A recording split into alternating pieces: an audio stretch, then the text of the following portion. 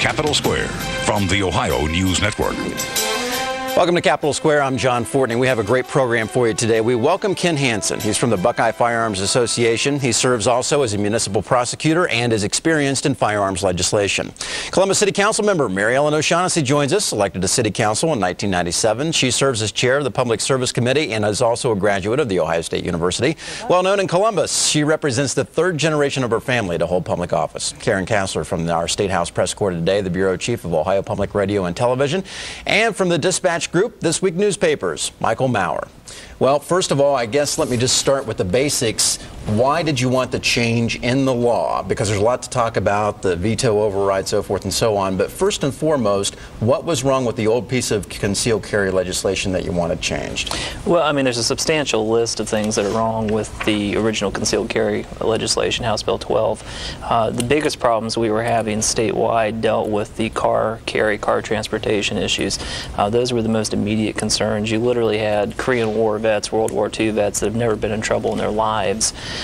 They go out, they take the training, get the license, and are trying to transport the handgun. And because our law is the only concealed carry law in the nation that places restrictions on license holders on when they're in a car, you know, they're running afoul of these felony laws. So we were definitely getting a lot of accidental felons, and that was a priority to fix.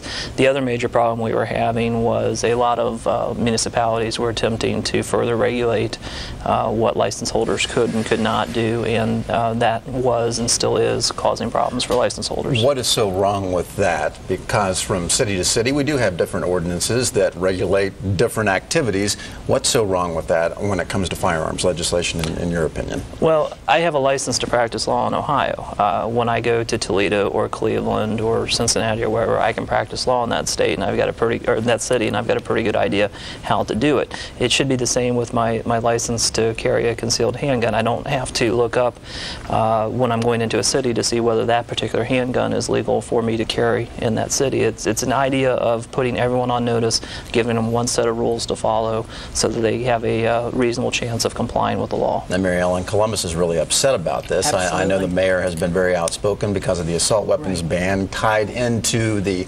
summertime and year-round task force on gangs. What is the bottom line message from the city of Columbus about the new legislation?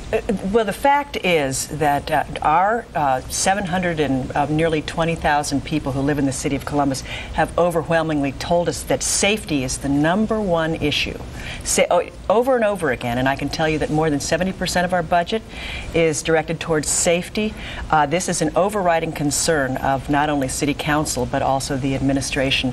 When the federal government allowed the assault weapons ban to expire and the state government did nothing to make sure that our citizens were safe, we as a city felt that we had to do as we're elected for, to protect the health, safety, and welfare of the people that we serve, we felt we had no other choice other than to go forward and do our best and our due diligence to make sure that there was an assault weapons ban in place that could be enforced. We've had that in place for about 1.5 years now. It's about safety in a dense urban population that is very different from the suburban and rural areas of our state. And we're offended that we have Big Brother here in the form of state government telling us what we can and cannot do. There is a home rule provision in the Ohio Constitution that I believe this flies in the face of, and that's the essence of it, and I hope we get a chance to talk more about it. Karen? There was a Quinnipiac University poll this week that said that 54% of Ohioans believe that the override was a bad idea. So I want to ask Ken, the numbers of permit holders since the concealed carry weapons law were not as high as were originally expected. 54% of Ohioans apparently think overriding the veto was a bad idea. How is what you were pushing not special interest legislation? Well, first, I don't think you can say that the number of licenses issued is not as high as expected. I think we're up to 85,000 Ohio licenses, something like 5,000 Florida licenses issued to Ohio residents, another couple thousand to Utah residents. I mean, we're very close to 100,000, which was the prediction for the first 2 years. As far as the poll, I believe it was question 9 and 10, and the wording of, I don't know who sponsored the poll, but certainly the wording of that question was, do you favor government imposing their will on local authority, which is not exactly the way it was worded, but that was the gist of the question. If the question was worded as, do you favor someone who has a license from the government having one set of rules to follow when they're traveling across the state, I would venture a very strong different opinion on that. If you look at the number of calls that came into the legislative aides and the administrative aides down in the State House, I mean, those people had 1,000-yard stares. They were getting absolutely shelled with phone calls in the week before the override, and it was orders of magnitude in favor of the override and against the veto. Michael? I wonder, Maryellen, on the home rule question, were you personally in favor of the statewide ban or ban, I guess, on cigarette smoking? It seemed like that had pretty wide support. There's a difference here. I absolutely. Well, and see, this is the issue. You get these procedural questions, and people are always wanting to wave that flag. Right. But everybody, and this happens on all sides of the issues. I think that's a good. They move up and down. That's a good point. We have with cigarettes, you have an opportunity to go outside and smoke. There is no. When we come to something like assault weapons, we're talking about bullets. We're talking about bullets that can go through quarter-inch steel. We're talking about something that can go through a police officer's vest. We're talking about something that you can hear it over and over again when people use assault weapons. They go through houses. They go through walls, several walls in a house, killing people, innocent people inside their homes. We have a duty to defend people in this type of environment and understand that when we talk about uniformity, you're trying to superimpose a rule on a city that is very different than a rural population here.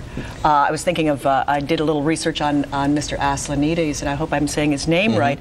He's from Coshocton County. There are 35,000 people in Coshocton County. This is basically a rural population where you're going to be able to use something like an assault weapon in target practice in much safer manner than you could in a city. I would have a problem with somebody transporting assault weapons through the city of Columbus because that gives them an opportunity. These things are designed to kill, and we don't want them in the city of Columbus, and we should have the right to be able to make that decision to make sure that our population is safe. There's a lot of people in the media have never fired a handgun, an assault weapon, as they are described as. I have done that, and I guess the bottom line is you're absolutely right. You know, AK-47s, these kinds of rifles, they are designed to kill. But the bottom line from the City of Columbus perspective, how has the assault weapon ban been beneficial? Because it all gets back to the old line about, only criminals are the people that are going be using these things in a criminal way, not the law-abiding citizens.